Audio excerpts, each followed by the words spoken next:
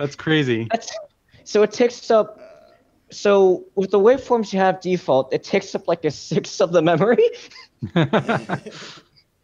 So Vince, I hear from your agony there that you weren't broadcasting either. Because YouTube now, you have to click go live in the corner, and Yeah, it's annoying, isn't it? There's a little tab there that says you can go live automatically, but Oh my gosh, that's right. And like at just 6:30 hit, so I thought it did it, but I guess it didn't. just imagine having restream and being all like, well, now you have to deal with 4 streaming platforms all at once, and Yeah. some of them have their own stupid little quirks, and yeah, it's That's annoying fun. keeping track of it all. So you know what that means is that both you and Johnny need to talk about what you guys talked about because none of that was broadcast. Oh geez. What did we talk? Oh yeah, so like me and Johnny met through a collab album that ended up not happening called Fami Drive, and it was going to be Right. Yeah, Family Drive. Famicom versus Mega Drive chiptune album, and just basically I guess. real life got in the way. Yeah, I guess it just kind of went from there. Yeah, I haven't been around that much in other places for a while though. that's all right. Any particular reason why it was stopped? Like it didn't go forward? And just a lot of inactivity from the other members that were participating, Yeah. and just other projects. Right. Some of them done by the same guy. There's like Oh, okay. a thing that I've noticed in a lot of projects. Like I for a while I was part of a fan game project that was based on a Silver Gunner video of all things. They made a mock trailer um, based on Sonic Mania, but it's the 7 Grand Oh, I know what you're talking NES about. bootleg. And so a bunch of people, like, it was really well That sounds made. hilarious. It was really Yeah. well made, and it looked like a real game. And like turns out, what they had done is they had created a game maker mock-up with just enough to record the scenes for the trailer. And so, like, a bunch of people got together with them and was like, "Let's make this a real thing. Let's like design levels and make it like Sonic Mania." And oftentimes these kinds of projects, it's not like, oh, um, let's make a really short game with like 2 bosses that's realistically finishable. Like, no, it's like make this like really full blown like crazy thing, and so like that combined with nobody really knowing much about like level design. Um, there were I think there were quite a few people who were getting stuff working programming wise, but it was just that. Are And you then expecting also, somebody else? Lamontagne? Somebody's asking to join? oh, I don't know who that is. I don't think I know either. Well, I guess we'll find out. Hello. hello. Is connecting to audio.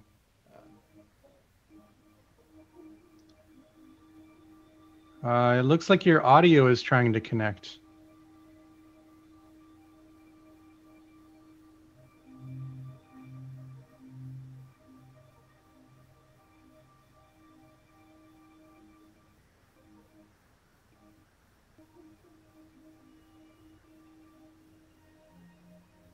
I think with Zoom, I think you actually have to click the connect audio button or something. There might be a button there on the screen that you might have to click. Zoom is kind of silly sometimes. Yeah. If there's anyone in my chat, feel free to speak up. I haven't seen anything for a while. Maybe I should post. Yeah, nobody's chatting in mine either. Maybe I should post in the Discords that I'm a part Oh, of. there we go. You got audio now.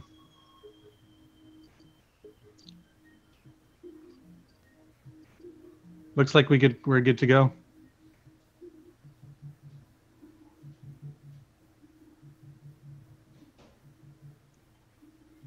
Might be a Android thing.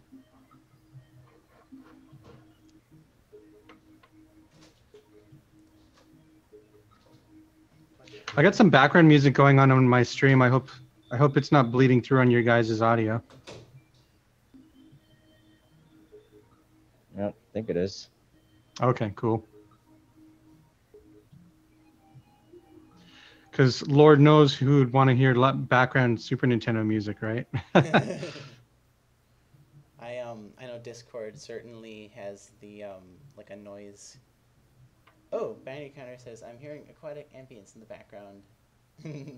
Yeah, that's my version. Yeah. I can't hear it on my end, unfortunately. I don't know. No, it's because I got it going through my OBS in a YouTube tab. Right. So you probably won't be able to hear it through my mic unless I turn up the music like this.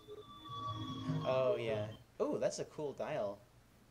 Is that like a That's an M Audio 2x2 M. Nice.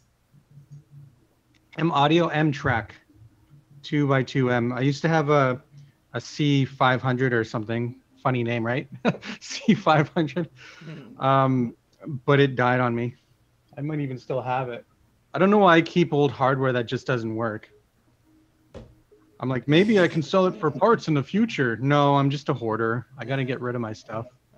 Maybe one day someone can fix it. It's possible. Man. Hubert.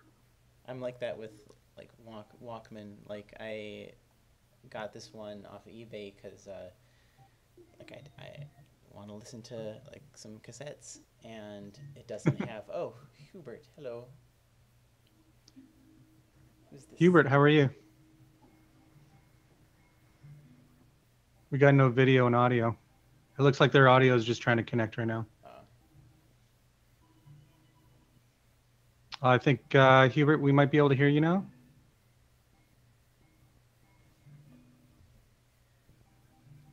I don't know. The Zoom audio is so strange because, especially if you're using an app or something, sometimes you got to click allow through the app, especially on Android, or sometimes you have to tap a button just so that it works. It's kind of silly and confusing.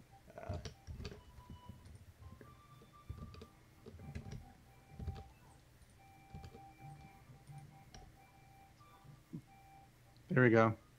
I think I had to unmute you. Maybe that was my fault. No, it's like it needs some sort of permission, and you have to click like on the button, but on the button, Yeah. and it doesn't work if it's like not on.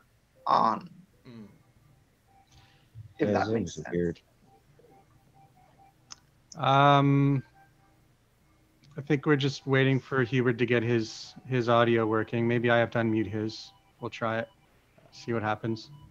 What about this way? Does that work? Everything on yours is working fine, yeah? Yeah. Okay. Everything looks good. Everything looks good. Well, it looks good for me.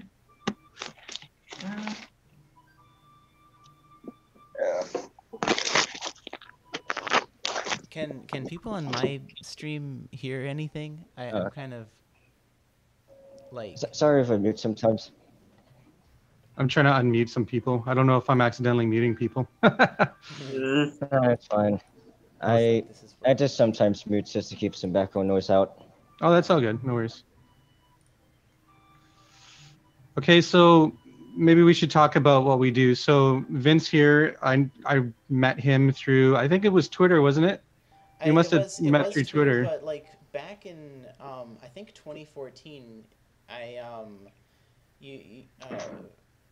was just starting to get into SNES mod, and you showed me how about the note cuts and like different things. Oh, did I tell you about how to avoid a lot of the clicking and popping that the SNES loves to do that we never heard about because people knew how to handle it back in the day? Right. Yeah. And I've always been like, subscribed to you for like, since then with Aw. stuff and like, That's so sweet. it's always cool, like the Chrono stuff you do, and like Final Fantasy IV. That I if there's people like here who don't know about the Final Fantasy IV. I'm trying to remember the name. Orchestral. No, that's not it. You're talking about the Final Fantasy IV Symphonic Origins? Yeah, that one. Not I keep calling it Symphonic Origins. It's Synthetic Origins. Yeah. He tracked down all the original synths, and is it the entire soundtrack? I did the entire soundtrack. Yeah, even the little ones. That's amazing. Because it turned out it was supposed to be some kind of like an MSU1 hack. And then I was going to release it on Materia Collective, and then I'm like, who the hell would buy this album? So, especially since I was supposed to pay like $10 US per track, and that album had like a good 40, 50 tracks on it. Yeah. So that's $500 more than I wanted to spend on it, and yeah, I just decided not to. So I just released it for free. But yeah. And I should probably say, like, I mean, people on my copy of the stream will know, but I do a lot of Earthbound related things. Right. Exactly. For Yeah. ROM hacks. Like there's a ROM hack going on that remakes the entire of the prequel on the NES, Earthbound Beginnings, in Earthbound's engine, and I've been helping out like here and there since probably 2013, and I'm still kind of like, oh wow, time, what is time? But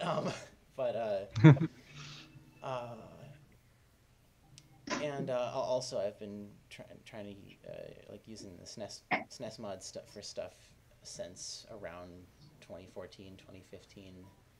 I remember the first thing I tried to use it I tried to use on it was the cover of The Scars of Time that I made. Yeah, it's on your YouTube. It's the highlighted video. Yeah. I saw my name in there, and that was even today. I saw my name there. I'm like, wait a second. I don't even remember this. That's how far back it was. My memory sucks, man. Oh man, but Hubert, looks like you're back. You're here. Yep. Hello.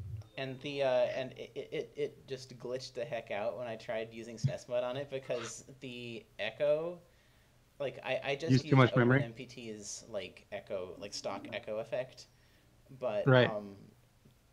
Recreating I used a really long amount of milliseconds, and doing that on SNES mod just like ate up like, I want to say like 3/4 of the samples, and so it was just all glitch sounds. Well, let me just say that's not just SNES mod. that's any driver that's trying to use up too much memory. I don't know if you used that Final Fantasy VI MML tool that. Oh no! Oh my God! I was never able to get that working. Oh no, it's really cool actually. You can inject Final Fantasy or pretty much any Akal music driver stuff into Final Fantasy VI. Wow. And if you're using a song that has a lot of samples because by default Final Fantasy uses delay 5, which is 80 milliseconds. That's like what, 10K? That memory gets eaten up very quickly. Hubert knows this pretty well. He's the one who's actually been I'll introduce Hubert. He's one of the main programmers of ChipSynth. Wow. From Plogue. Yeah, so he's a really cool guy to have here on this stream. Awesome. Hey. And is it Lamontagne? And sorry, I'm not sure who you are. No, it's in French, so it's like Lamontagne. Oh. Yeah. Cool. Oh, okay. I'm Canadian. I should know this. Well, maybe you slept in French class. Well, actually, funny story about French class. My French teacher in grade 9 is like, she helped me in the final exam, and she says, "I hope you never use French again in your life." Oh no. So, I know it's kind of depressing, but whatever. Yeah, no, this is cool. So yeah, I'll be honest.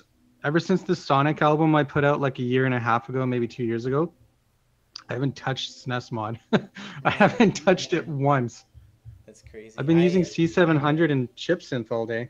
Yeah. The reason I haven't been using SNES mod recently is because on my old laptop, I used to have this MacBook with Boot Camp on it from when I was in college, and Right. I had SNES mod as like a context menu item for .it files, and so I could just right-click the .it file and then hit convert, and it would convert. And I got a new computer a while ago, and it doesn't do that anymore, and I forget how to I don't know if you can do that in Windows 10. I'm not smart enough. I don't even know how to do that in Windows 7. But yeah. But that's what batch files are for, right? We're from the old days. .bat. Right. Actually, I should probably do that. That's a good idea. Remind me, SNES mod, did it used to be called like XM SNES or something like that? I've heard people talk about that, but I've never been able to find it. It started off as an XM. I knew the guy who made it too. I forget his name. Is it Mukunda? Yeah, yeah, him. Right. Yeah. We used to chat a lot back in the day. Nice. I forgot. I guess we haven't really chatted much lately, but hopefully he's doing pretty well. I think he stopped using it or stopped working on it, and then somebody else continued it. Right. Oh. Yeah, like last time I touched it, it was when it was used for the first time for the indie game soundtrack. Oh, really? I didn't know that. Which Friends. It's called Skip and Friends. It was done for like a contest at some point. That sounds cool. It's a weird game. It's kind of like a top-down Lost Vikings thing. But anyways, like we had no music tools, so it's like, okay, well, right, yeah. do an XM converter. And it's like, okay, I used it and in a game track, jam a couple years ago. I used it in a game jam a couple of years ago. Really? There's this event called Global Game Jam, and there's like a local group that puts on like a get together in like this like office building, and there's just a bunch of programming nerds all together making games for like a weekend. Yeah. So was that SNES mod that you used or XM SNES? SNES. I can't remember what it was. Oh, it's okay. Oh. Go ahead. But yeah, I used I think the Chrono Trigger Roads and So like popular sample. It was a game about like going through like a haunted like I don't know forest or something, and so I just sort of made like do do do do do do do do and like just made it. Oh, and then the choir sample so it could go like The Chrono Trigger ones? Oh hey, Dolly's clock in the chat. You got some chat peeps who wants to ask questions? Oh, My chat peeps are pretty quiet right now. Do you have any questions about like SNES composition stuff? I kind of wonder if some of the like rougher things about that music driver got like smoothened a bit, because I remember back then it didn't really do the thing where it puts the key off right before the new note starts. Yeah. So it kind of just steals the channel, and it kind of clicks a lot because of that. Yeah. Well, that's one of the things is that I think C700 by default, I don't know the specific timing, but I think it cuts it off by about a tick before the next note starts automatically. Hubert can probably talk about, I don't know how much he can talk about with chipsynth SFC, but for the most part, everything's going to be actually. Yeah. Chipsynth SFC right now, it just has so many channels. Like it has 8, but like for everything, that it never really steals a channel most of the time. So it actually doesn't have a proper volume ramping, but it doesn't really need it, Yeah, chipsynth, I think by default it's designed to not use channel priority. I think you're talking about channel priority, right? It's you've got 8 tracks and you're playing chords with your fingers, so you really have the click. You have to steal a note, and to steal a note, you have to play like a 9-note chord. Yeah, but I mean, it's not really designed to. Well, at the moment, it's not designed to play off real hardware, so it's more along the lines of trying to stay within the SNES flavor rather than. Yes. So it's a VST for making SNES music. Exactly, that's pretty much SNES its flavor. main thing, and it's got like bit accurate hardware emulation, which is really helpful. But I mean, if C700 has channel priority, but like I mentioned to other people before, it's garbage. Well, Yeah. maybe I'm using it wrong, but it tends to cut the notes out sometimes. One of And it's my Yeah. one of my check. friends, Pinsy, or I'm always not sure if I'm pronouncing his name right. He's from I think South America, but made a really good cover of Flamingo by Cara Cara Bonita with Kirby's Dream Land 3 samples, and I've never heard of it. it uses C700, and Nice. it's pretty nice. But Binary Counter says, have any of you ever worked with Add Music K? And if yes, why would you do this to yourself?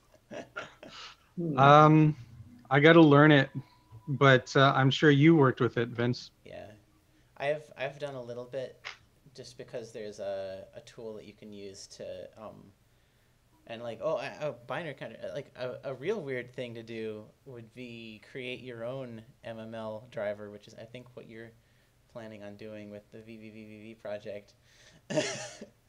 From everything you said, it sounds like it's going to be mostly AMK compatible, and so I'll probably be able to just copy and paste stuff in.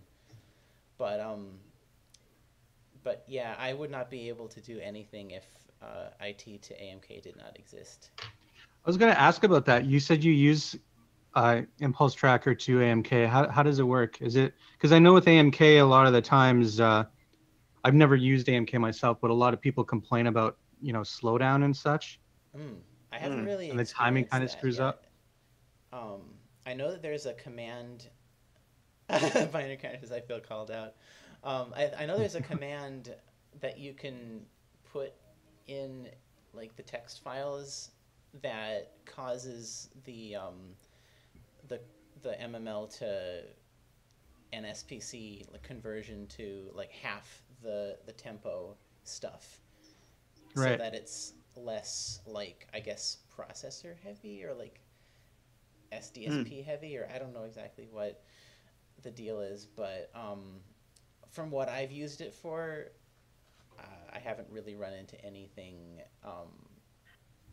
causing it to slow down. But yeah, so IT to AMK basically rips through an impulse tracker module, and every time it sees a note, it puts a thing. Every time it sees a blank space, it puts a rest, which is really terrible optimization-wise. Or I think that's what it does. And like, what you got to do is you got to the way it does it is it says like whatever the note is equals, and then however many ticks it is, like CPU Right. ticks, and then what you got to do is add up the number of ticks with all like the note, and then rest, and it's just tedious. But Yeah. sometimes if you don't do it, it will work. But yeah, Isn't that how most of the Square MMLs work too? I mean, I think so. it has to figure because everything's looped up via channel with MML, isn't it? With AMK, fun like with trackers, I'm used to having like the patterns, like 1, 2, 3, 4. Right. But with Add Music K, it's just one big pattern, and you have and you get a loop point, and it jumps to that part of the song. And you have to have it in every channel, and I think if you mess it up, then it like does weird glitchy stuff. Well, it'll mess up the timing of the notes, but some games like Final Fantasy IV, for instance, use that to its advantage because I don't know if you know the moon theme from Final Fantasy IV. See, I actually haven't It's like played that song through that the goes entire game yet. what. Oh, that one. I Yeah. just ruined it for you. Yeah. I wasn't sure if I'd heard it because sometimes I'm like, oh, spoilers, because I haven't played through the whole game yet. But How yeah. can you not have played Final Fantasy IV? But no, the song itself uses like a loop point, an odd loop point for the whistle part of that song. Ooh. And if you listen to the looping of the music, it never loops the same way. And just like the Giant theme song, the drums loop oddly because it kind of loops on an odd number, whereas the song itself loops on an even number. So the second loop of the giant theme song, the drums will actually have a different pattern playing. Huh. And that's not something that the PlayStation version had, because the PlayStation version is recorded audio for the Final Fantasy IV, and the DS version and everything. They're new sequences, right? So Right. it doesn't take any of that into consideration. But yeah, so I think the reason why MML is that way, so that you can loop them in certain ways. And for the most part, musically, that doesn't really work too well, but yeah, it all depends, I guess. Yeah. Depends on what you're trying to do musically. And or the Earthbound music editor, which also uses NSPC, does have patterns, which is weird, and like they've all got to be the same number of ticks. Like I don't think it's possible to do that kind of trick in that, like that iteration of the NSPC like driver, because I've tried, or like I ran into a bug where there was one channel where like it was like either like a couple ticks too long or like too short or something, and after this song is a credits theme, and after it fades out, there were a couple random extra notes, just like, and like it was like some kind of weird. With the volume to 0, you won't hear it. Yeah. I think that's what I think I might have tried that until I figured, oh, this is a weird tick related thing. That's funny. Yeah. I should have just hit global volume right there. Well, one of the things that Chipsynth SFC does right now, I don't know how much I can talk about, but David mentioned that we should probably start talking a little bit about some of the features. I'm excited to use it. It's really fun, actually. It doesn't cut the notes before the next note starts. However, it leaves it up to the musician to do that. So what I normally do when I'm making music with SFC now is I'll highlight all of the notes, and Cakewalk comes with a script that you can cut off a couple ticks from the end of the note. So I just highlight everything and cut off the last tick or two. And yeah, it usually works pretty well. Otherwise, if you're using it in like regular mode, which is, synth mode, then it doesn't click. If you're using it, Eric's coming in. If you're using it in multi-mode, which is kind of like a Suedo SNES mode, basically, it can click like crazy. So you want to cut the notes off just before the next notes start. Just like SNES mod for sure. Otherwise, yeah, you'll get very clicky audio. Eric, how are you? So that's what that is. That's what that is. There's Eric is Mr. EGM. He made music for a Game Boy Color game that we both worked on, actually, back in, oh, look at him. How are you, sir?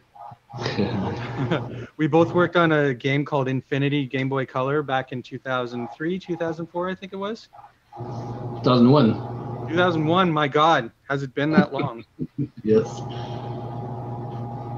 And he's just a really good friend of mine, too. I just wanted him in the stream. He can provide, because he has love for a lot of Super Nintendo soundtracks, especially Final Fantasy IV.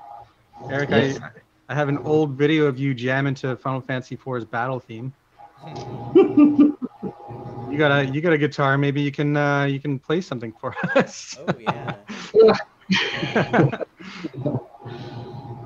We're just talking about Super Nintendo music and compositional tricks and techniques and the tools that are coming out, tools that exist and tools that are coming out.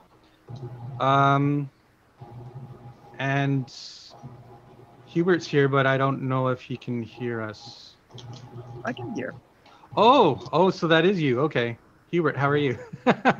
I'm so sorry. You got two people on my screen. One says Hubert and then one that's you. The thing is, I had problem with the audio, so I joined on my computer in addition to the cell phone. Oh, cool. People, we got Hubert twice. Actually, I kind of feel silly about talking about Chipsynth SFC and you not chiming in. Do you have anything to add about what we were talking about? I mean, well, I've been talking a little bit about it. You've asked questions about, how his channels and stuff like that. Yeah. And I gotta admit, it's a bit turning into a little bit of a basically a wave station Yeah. with like the 8 channels, and it's like, Uh, and the presets kind of are a bit lush for what it's supposed to be, but Yeah, but that's Oh, the does cool it- thing about chip synth, right? Is MD was like this. I mean, it had amazing sounding presets, and if you wanted to, you can make it sound like the actual hardware. I mean, that's what it's there for, right? what kind So of I personally think it's a great idea. does it Some of the have, like, presets really I heard long you make are samples? really cool. Sorry, go ahead, Vince. Oh, sorry. Does it have really long samples or something, or like unusually long samples, or? well, since you've got basically the RAM for only sounds, basically the echo is free, the music data is free, you don't have to have any sound effects. Well, your 64K goes a lot longer, you know. Mhm. Wow. And furthermore, well, it doesn't actually have a 64K limit. It kind of lets you cheat. Is it 'Cause, you know, like- SNES? But it'll Stopping tell you the that you're putting cheating. More samples just got too complicated. Exactly. It'll say, hey, just so you know, this wouldn't work on actual hardware. Oh, man. I mean, you could probably just pretend that it was supposed to be PlayStation or something like that. Yeah, I mean, PlayStation is just a glorified. Maybe there's more to it, but it's a glorified Super Nintendo sound chip in my eyes. Pretty much. I think I Yeah. remember either you or somebody else posting on Twitter about like a like, oh, here's the technical like specification for this chip. Man, it's just like Sony's giving a big FU to Nintendo because it's like this but infinitely better. Who put that, or was that me? I think that might have been you. It might have been somebody else. I may have made a joke about CGM. how a SPC 700 is kind of like how a Nintendo Wii was just 2 GameCubes strapped together. Mhm. Yeah. To me, it's just like 3 SPC 700s strapped together that has a higher output. And a More or reverb- less. reverb That's pretty much effect it. pedal strapped to that. Yeah. I think Lord Nightmare mentioned that I think he mentioned that it doesn't have its own CPU. Is that right? That is true. Oh. Cool. So it must use the main PS1 CPU. Well, yeah, I mean, And yeah, it's got its own reverb too. So it's a MIPS 30 megahertz. You've got enough CPU to do sound on that. nice. And you get this, you know, like the shenanigans where you have the buzz that one side puts bytes in and takes bytes out and acknowledges and stuff like that. Oh. Well, you don't have to do that as much because you've got only one CPU instead of 2. Mm. Eric. 'Cause, I mean, Oh, sorry. Go ahead. yeah, because doing streaming audio on the SNES is kind of hell because of that. Because you have to, you know, like put in a few bytes, and then you have to have the other CPU come in at the right moment and take the other bytes. And if your clock's desynchronized, then they might, you know, like wait for a while, and you know, like basically you kind of don't want to do that. I kind of wish. How did Binary- Tales of Fantasia? Oh, sorry. Go ahead, Johnny. I can't even imagine knowing how to do that. I Well, it's kinda just wish- constantly uploading. I kind of yeah. wish Binary Counter was in here because that's kind of what he's planning for the VVVV. Oh well. Or is he going to cheat and just stream audio instead of actually play real time stuff? Can't confirm streaming audio and this is timing hell. Like I don't know if is it okay if I say it's probably fine. What he's planning is having stuff streaming to the echo buffer for some songs, or like for I think, and like it looks it sounds like voodoo magic, and I'm kind of like, oh, man, is this? Does that give you better quality audio? It sounds like it sounds like oh, he just said sure. I wonder if I can send him the invite link. Yeah, get him in here. Yeah. I really let's see, invite. Hubert, was it you or was it David who figured out how Chrono Trigger did its pulse width modulation? It updated the sample in real time, right? Yeah, well, basically debugging this thing and figuring out why doesn't it match. And it's like looking at the memory where the sample is, and it's like, wait, this thing is changing. So I Yeah. Yeah, It's kind of it's impossible to emulate. Well, with good timing, right? So it's different. Isn't it different with every Super Nintendo? With Every Super Nintendo has a different clock, and there's a couple of revisions of the sound chip, which might or might not be different, and we don't know. Hmm. So that sounds like a less severe situation on the Genesis. Mm.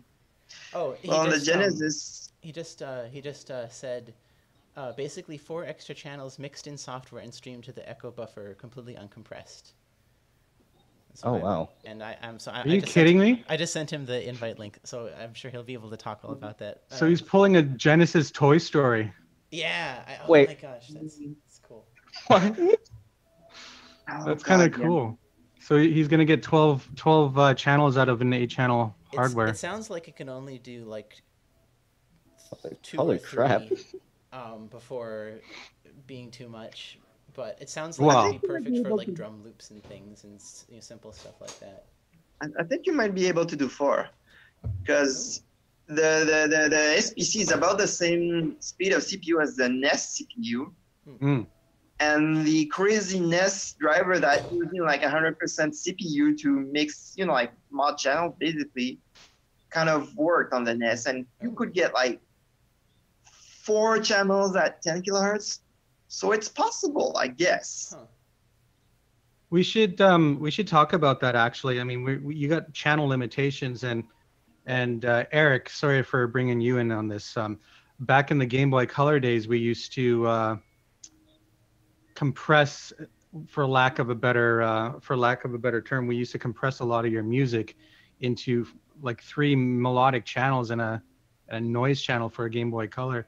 I had to pull in some really crazy tricks to get some of your stuff to sound as good as it did in the sound font, because you were using sound font like mock MIDI files for Oh, there we go. Infinity, right? Yeah, I'm not touching tracking. Nope.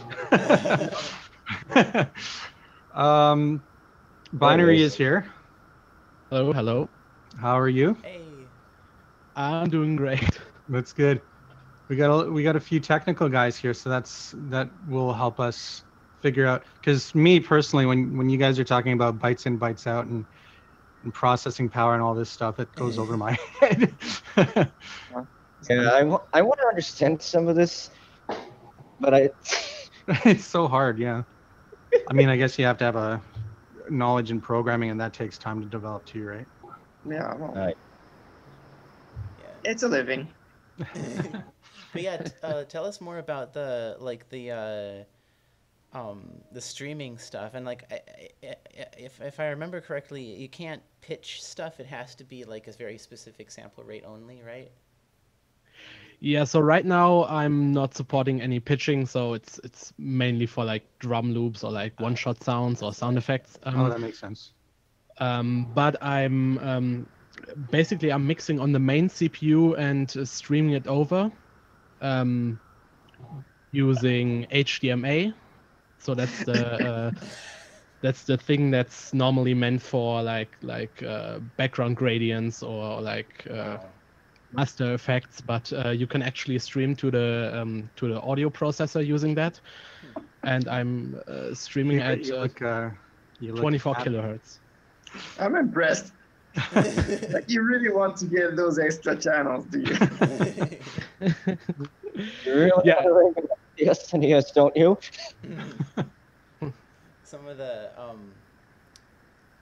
those songs are pretty channel heavy, and but yeah, and you've actually used it for demo scene stuff too, right? Not yet. Okay. I have a demo scene production, but it's not using that. It's actually using AMK, and that's why I asked the question earlier about why someone would do that to themselves. So Yeah.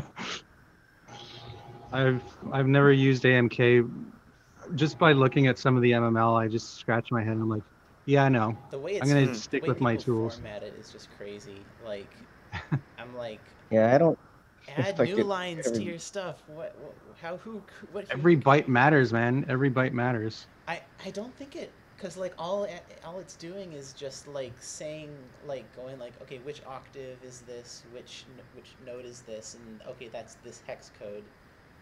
Or I think that's what it's doing. Yeah, the octaves don't matter on AMK. Oh yeah, Hmm. it's just They don't take up any bytes. Well, that's good to know. Oh, I've been deleting them when I've been using IT to AMK. I've been like because like it likes to add one for almost every note. Like it doesn't do it for every note. It just like it adds an octave command like I think for like half of them sometimes, and it's just like why? And sometimes it does octave this and then like the caret, which is just like something's not calculating right in this thing.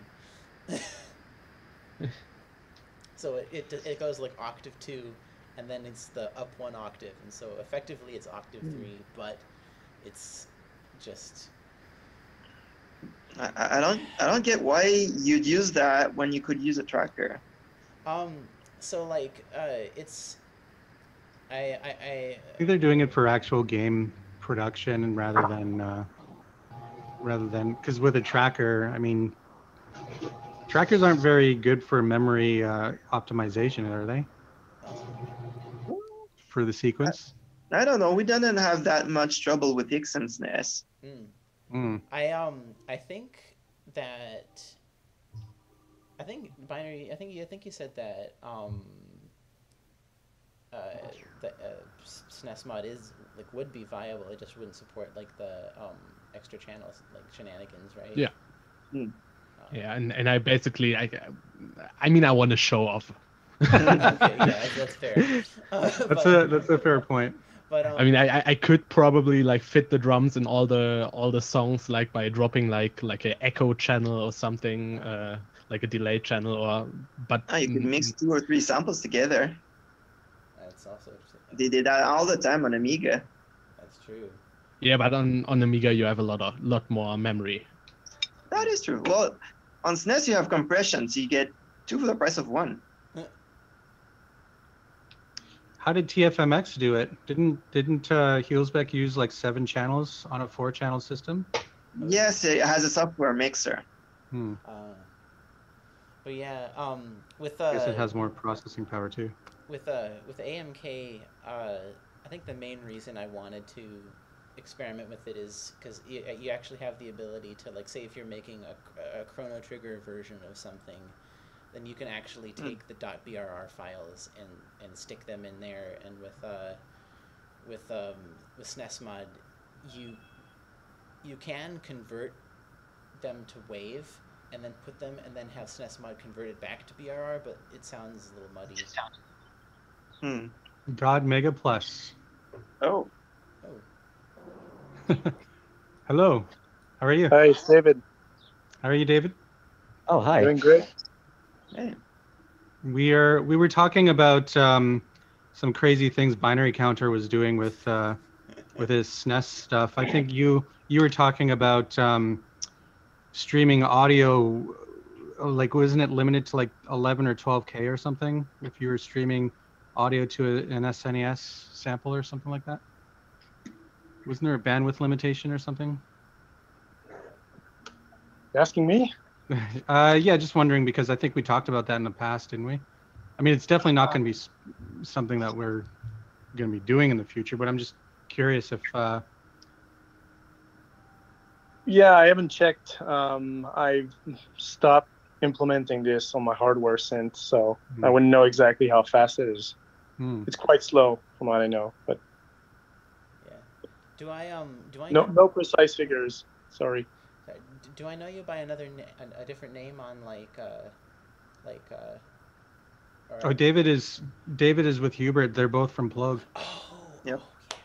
It's great to meet you. This is like Actually, Vince's starstruck right now. Actually, it's the first time I see Hubert since the start of the pandemic. So, Yeah. It's been a Yeah, man, real look at while. the pandemic weight I put on. ready? This might be the first time you've ever heard me. Catbound in the chat says, "Hey." Hey. If anyone watching this has questions about SNES, like music production, then just ask away, and then we'll like respond to that. Yeah, man, video game music is like all of our passions. Yeah. Eric makes video game music. He loves his Super Nintendo music too. Hubert, I got to be honest, I don't know a lot about your passions. I know you did Impulse Tracker in the past, but I've done a ton of music on Impulse Tracker. yeah. Like What got you one into doing the plugins and such? Well, I kind of got, like Buzz at some point was kind of all the hype. Like it was, the tracker that could also have all the effects and, like synth and whatever. Yeah. And it was pluginable.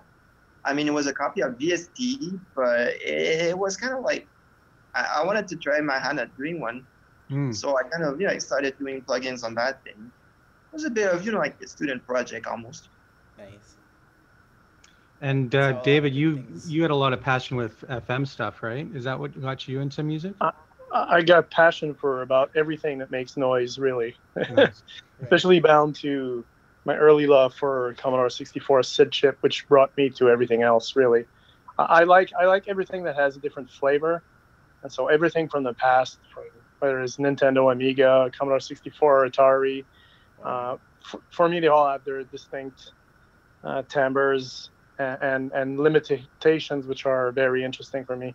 Mm-hmm. Limitations are great because it makes you more creative when you got to work around them. Yeah. Yeah. I know Johnny does a lot of, well, in terms of music, he wanted to do a lot of drum loop stuff for Super Nintendo.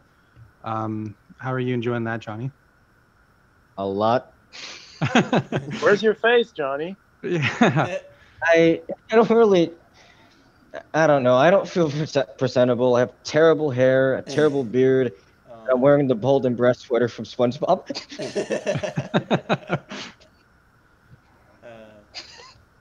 And Binary, I'll be honest, I don't think I've heard of a lot of your stuff. It's really cool that you're doing a port for that game to SNES.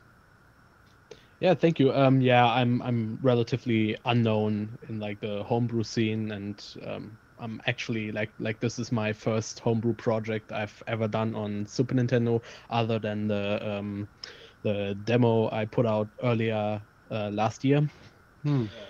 But yeah, I'm basically a nobody in the scene.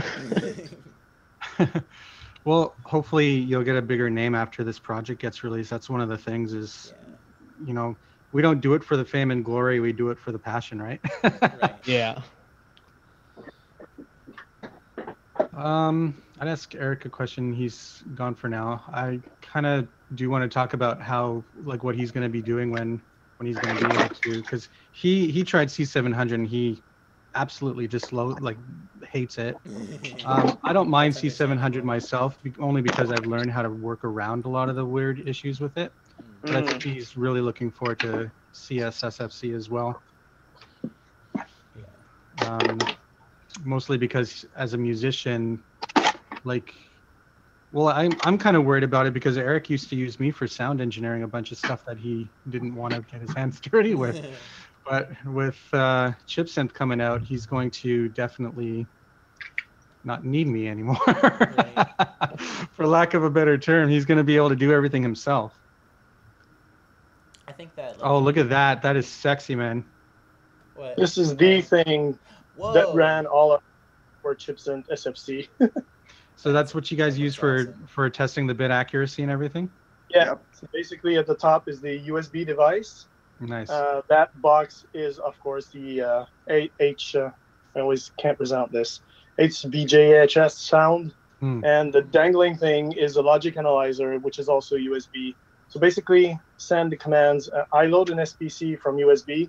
I play on there, and then I sniff the outputs from this. So we basically did 100 different, maybe 50 different tests, and 3 different renders of each of them. And each of them renders differently, so we need to figure out exactly the state that the box is in. It counts the timers and exactly how it booted to reproduce that and try to emulate it. But that's really the thing we've done with all the devices. I mean, we've done that for Genesis and other stuff. I just like to create those little things and make Hubert's life miserable. Oh, God. Yeah, that took so much time. I'm actually excited for when it comes out. You're gonna make the VST, or sorry, the video that shows how the VST and how accurate it is, and show us how you do your hardware stuff, right? Yeah, and there's the other one that I haven't finished. So it looks like the other one, but it's a teensy on top. So that would be pretty more live. So instead of relying on the PC to do stuff, it would be a teensy. So it would just be like some kind of MIDI synthesizer slash SPC player. But everyone's doing these kinds of things. I know there's at least two people I'm following right now that are doing hardware PC players that use the real hardware. But our devices are really like tailored to figuring out how they work more than just enjoying them. Yeah. And then I And think making that's employees' life miserable. well, that's part of the reason that's part of the thing that's going to be making, like, it's part of, for lack of a better term, preservation, right? Like knowing how the hardware works and having all that stuff being able to keep it active. I mean, God, we're about to hit the, I think we probably almost are at the 30-year mark for the Super Nintendo. Yeah, because the Super Famicom was 1990, so yeah, it's 30 this year. Oh my God, it's starting to feel old. I feel lucky. Eric, I was telling David how I'm gonna feel inadequate and useless when Chipsynth SFC comes out, because you're not gonna need me anymore. Oh. You make a lot of your music with sound fonts and such. You had the sound font in the past. I guess I don't think I've ever seen you make too much music in terms of SNES music with like chip style sound fonts or anything, have I? Me? Yeah. Well, I try, but I suck at it. Well, it takes a lot of skill to get all those short samples working together. Yeah. Yeah, exactly. Yeah, I tried for Astromeda, but didn't go well. It can be definitely a tough thing for sure. Yeah. What are you excited about in terms of the plugin, like as a musician? Well, it will sound great and authentic, unlike what I tried to make with Astromeda. Yeah, so for anyone who doesn't know, Astromeda is a game that's on Kickstarter right now that Eric's been involved with. He's the main composer. I did some. That. Oh, did you? That's good to hear. Seeing that. Nice. Nice. I did some SNES music sound effects for it, but Eric's doing a lot of retro / modern style music for it, and it's sounding really cool right now. Nice. It's on Kickstarter right now, so do a search for Astromeda if anybody's interested in looking that up. Catbound. Yeah, so nobody's very vocal in my chat, so I got no questions to ask any of you guys. Anything you guys want to talk about? I got a chat question. Catbound says that they tried the Earthbound music editor for a while, but it stopped working for some reason, and that's pretty common. It's a ROM hacking tool in Tracker's clothing, basically, and they're saying I'm mainly wondering if you could import MIDIs into it and make it easier to compose, and unfortunately you can't. No, you can't. You have to. Have you ever tried to import MIDI into any tracker? That always ends up well, right? apparently OpenMPT is somewhat less jank with that now. But it's pretty good with it, yeah. Okay, good. I remember trying it. I just hate using OpenMPT. I remember I remember trying it like around I want to say 2009, 2010, right when I was first getting into that program, and it just being like top speed, just going by like really fast. Oh yeah, that. You got to set the speed to 1, otherwise you might miss some timing, you know? Yeah. But, that's how NSFs work when you import an NSF into FamiTracker. There's like a special version of FamiTracker. I've used that a couple times for Civic Gunner stuff, the NSF import.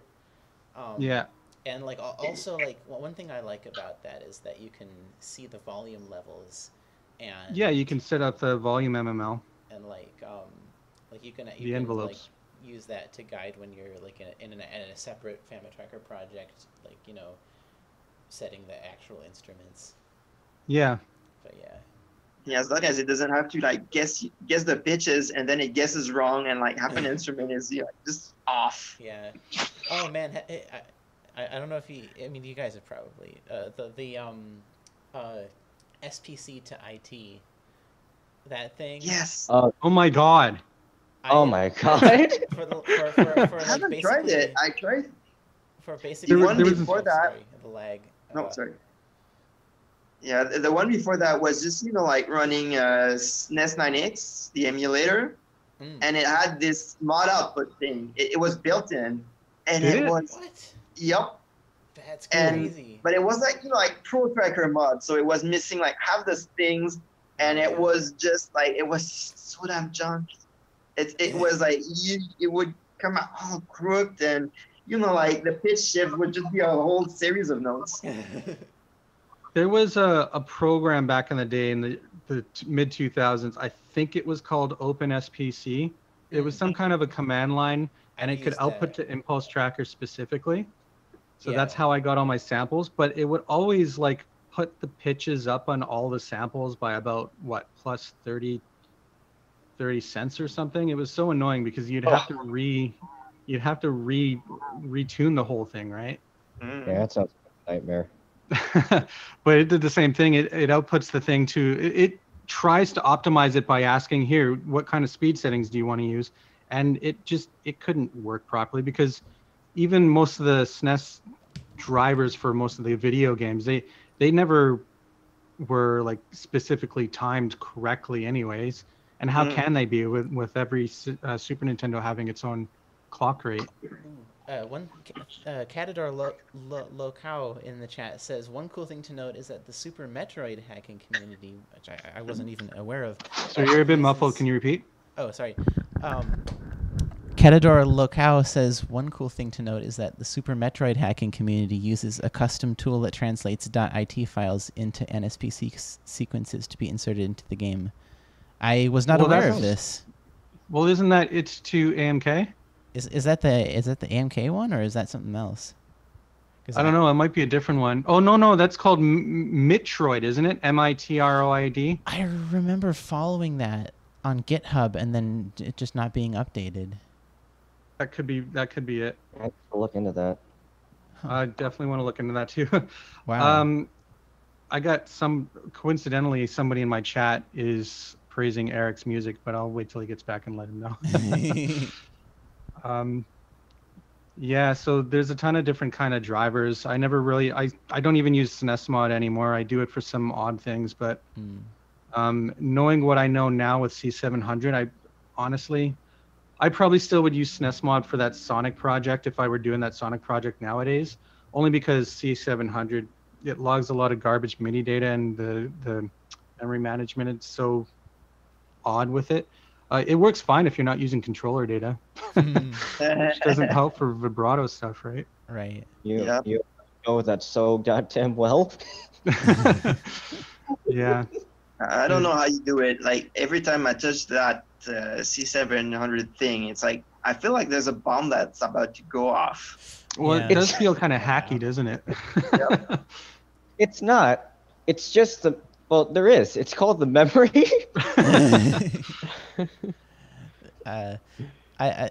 Captain also says, you know, what do you guys do you know about the MSU1? I want to remake my own MSU1 code instead of using someone else's hack for something that they're working on. Is that the one that has like basically MP3 player chip that you put in the cart and it goes through the audio pin? Yeah, essentially, that's the one. yeah. Like, I think CD quality. You know what? It's not for me.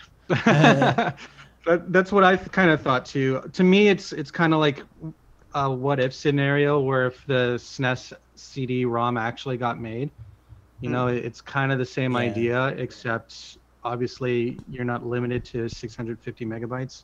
There is a really cool project in the works right now called BS Super Mario World, which is kind of a what if there was a Satellaview addition to Super Mario World, and it's got all streaming music with the MSU1. And one of my friends who goes by Adeline now is working on it, and from what I've seen of it right now, it's amazing.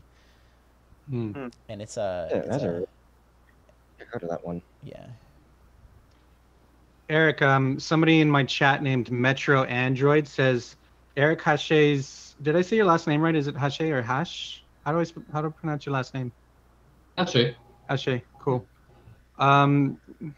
He says your cover of Nephilim, so then, yeah, is one of my favorite VGM covers of all time. So you got some fans here.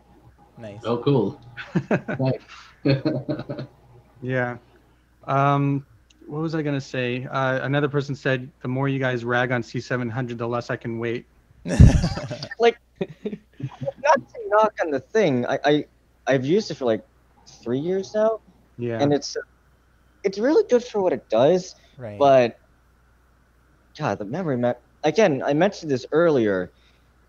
The default sounds on that have the memory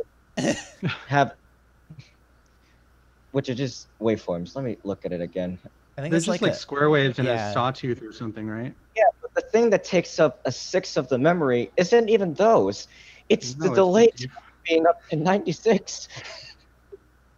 What, you wouldn't want to instantly lose 12K of your audio RAM right off the bat without having any samples loaded? Why not? Nah, that's crazy. Well, that's the first thing you do is when you pop up the plugin, you got to lower the delay and set it to what you want. Yeah. Yeah. Catador says, there was a point where I was looking through different SNES sound drivers out of curiosity, and I found out about a sound driver by someone named David Warhol that operates basically on MIDI events, and it's used in Zombies Ate My Neighbors and Metal Warriors, I believe. There's one game, this isn't related to that at all, but there's this one game called Faceball 2000. The SNES version, it sounds like someone like took a MIDI file that wasn't quantized at all and just like ran it through a converter and didn't optimize it at all, and just like I'm listening to this soundtrack and I'm like, why, what is this? But Isn't that a lot of third-party ones? yeah, it's basically a peak third-party SNES game.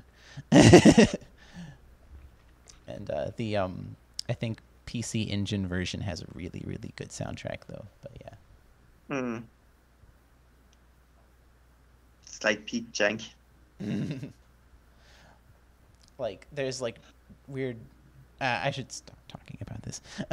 But yeah. I didn't We just know there can't- was we- a MIDI driver. Yeah. But SNES. the few things I've used C700 for, I think, have mostly been, one, making my own BRR samples, and two, just some mock-ups, I guess, like for like unrelated to anything I've talked about before, just like what ifs, like, you know, like I don't know, and nothing I've ever ended up finishing. Hmm. Yeah, it's okay for that. Yeah. So That's all- Oh, sorry. Go Sorry. ahead. Okay.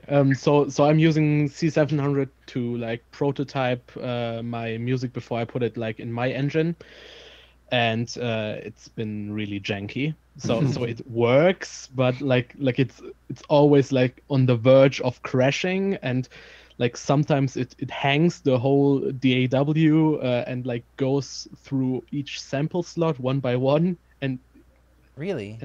just it just hangs the whole DAW for like 20 seconds while it goes through every sample slot.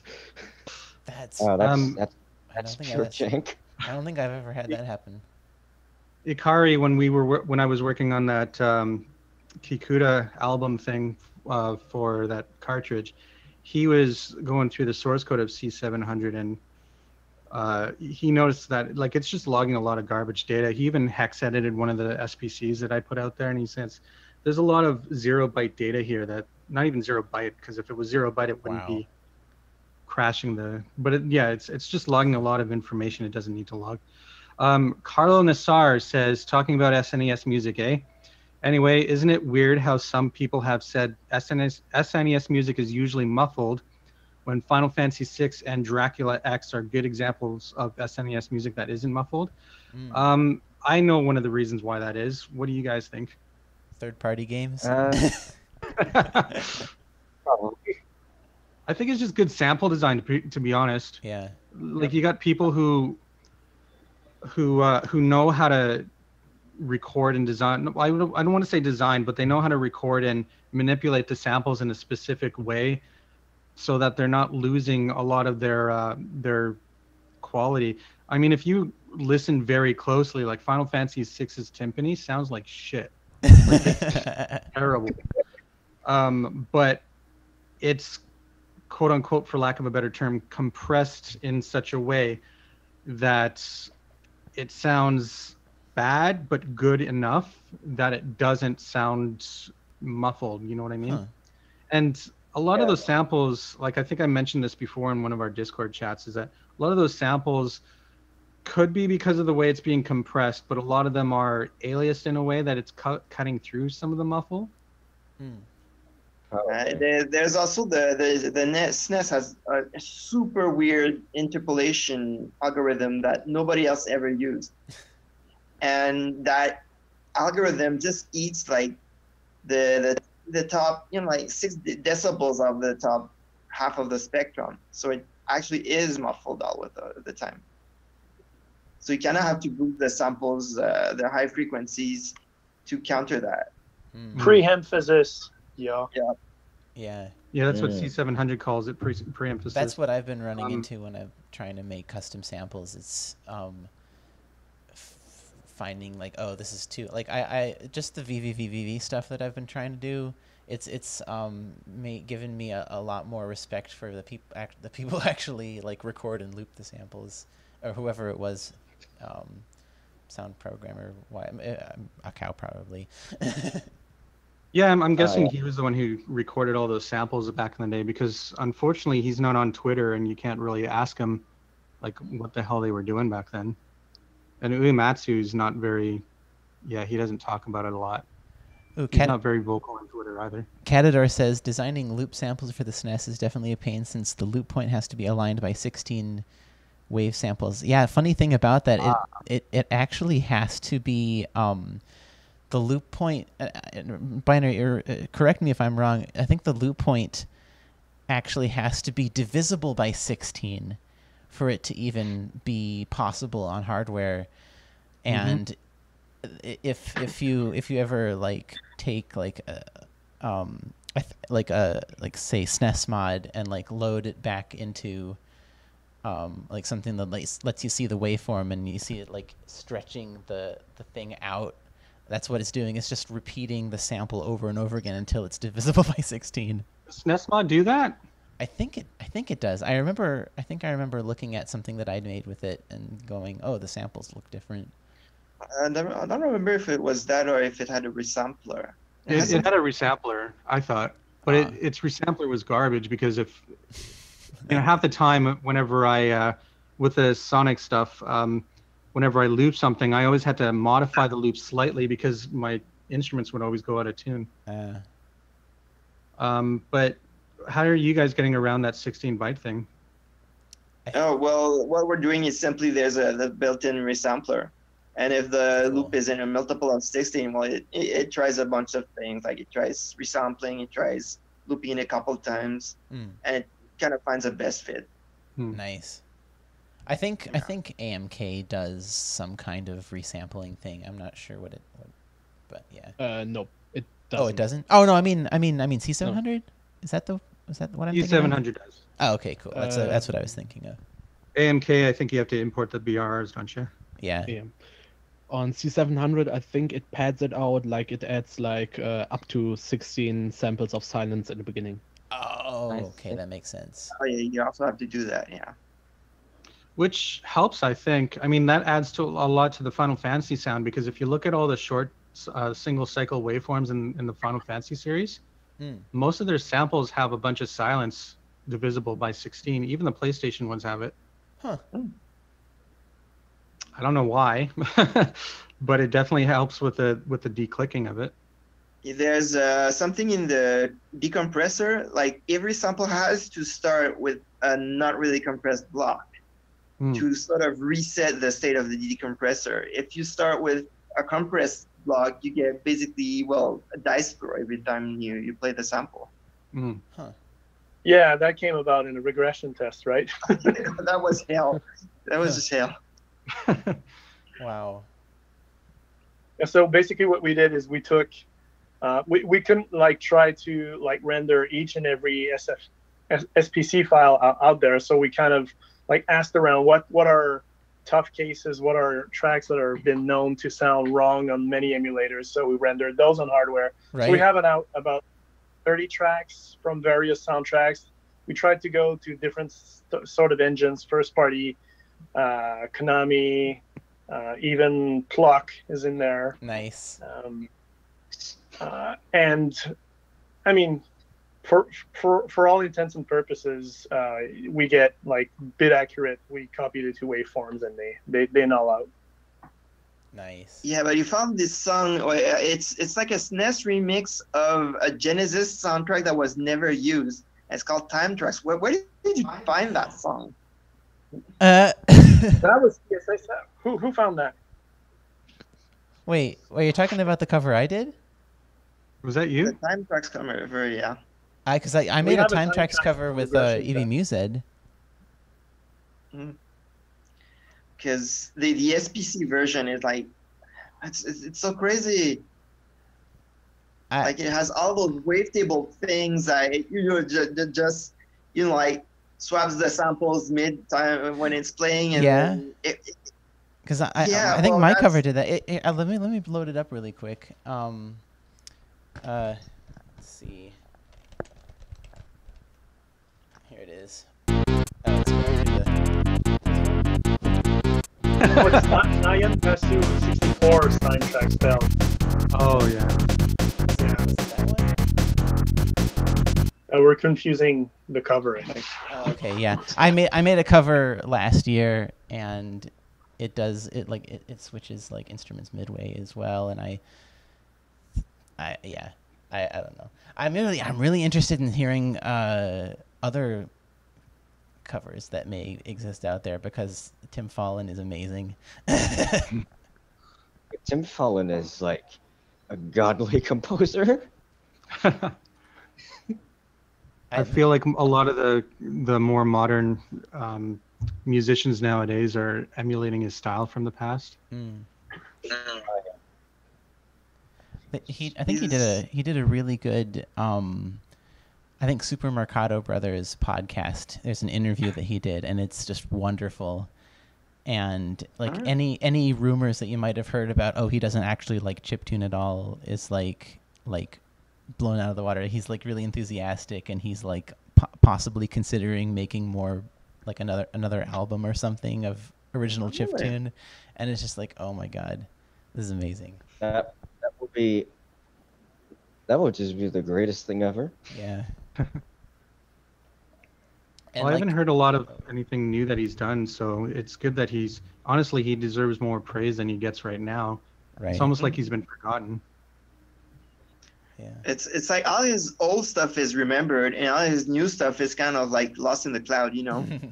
I think it's mainly because I don't remember him interacting anything with any sort of scene or anything like that. That is true. Yeah. Yeah, I think like after the advent of streaming music on games, he just kind of just migrated to that, like around the late 90s. Yeah. And I think I don't know exactly what I think he made like a choose your own adventure kind of thing around 2012ish. I don't know. I should just Wikipedia. I need to remember when that came out. Yeah. I remember, was it him that did the Dreamcast Echo the Dolphin soundtrack? I think so. I think he did something Echo related. I think that was him, yeah. Oh. What's this? What happened? Sorry, when I changed my screen. Oh. Oh, what is that? Oh, that's your... Just a teaser. Oh, my camera cut away right when you were. Oh, heck. Because people were talking. A blurry teaser is better than nothing, guys. Yeah, I could show the UI, but it's really not finished, so we're still tweaking it. Yeah. I mean, if anybody's seen MD and everything else, that they can get a good idea of what it looks like. Right. I have, I think, Porta Studio.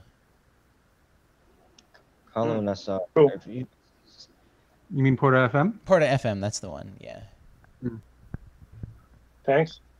Yeah, I've been messing around with it a lot with the VVVVV covers that I'm doing. Were you here when I explained like what that was? The VVVVV. I don't think David was here at that time. Oh, so basically, Binary Counter here is making a SNES port of this indie game called VVVVV by Terry Kavanagh, and me and like maybe 2 other people are going to help with the soundtrack. But yeah, I've been like doing a lot more FL Studio like demos of songs before I actually put them in MML. But yeah, cool. Does the original soundtrack use a lot of like that old Yamaha sound? Not really. It's mostly like square waves and like I think triangle waves and uncompressed drums. It's very unlike.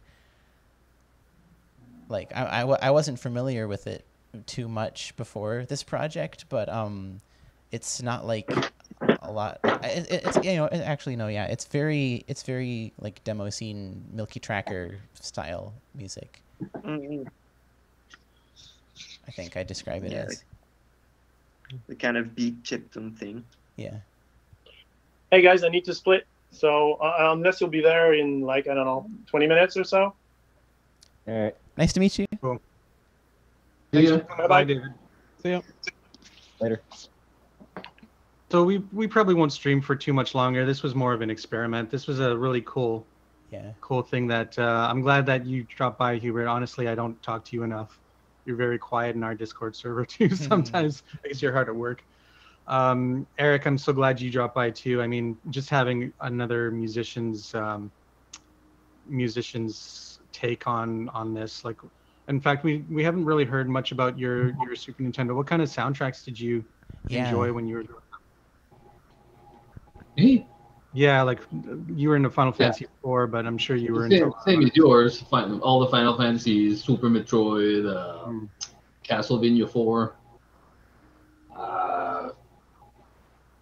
That's probably it. Yeah, this like there's our go-tos for our soundtracks that we just never get tired of, right? Yeah, exactly. Johnny, thank you for dropping by too. I appreciate it. Your unique take on it. Nice to talk with you again. Yeah, it was. Nice to see you, man. Yeah. Binary, thank you for dropping by. It's good to meet you, and it's really interesting to hear what you're doing with the SNES sound chip. It's just being able to see what cool things that the system can still do is like, inspiring, and kind of makes me want to keep working on stuff from that hardware, Yeah, so that's basically my goal.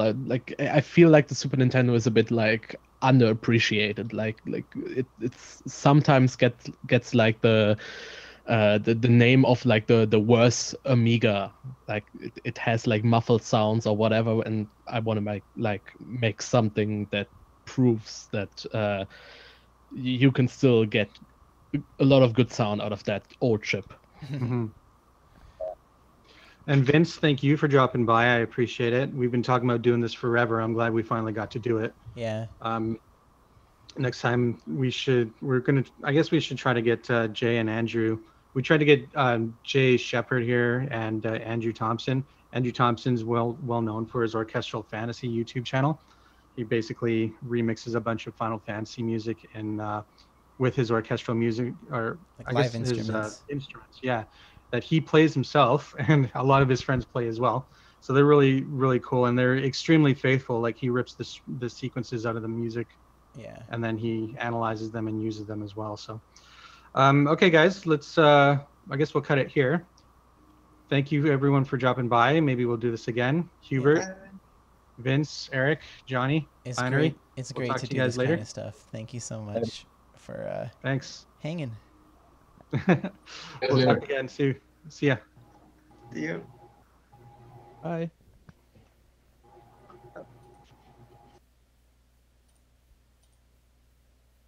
Nice.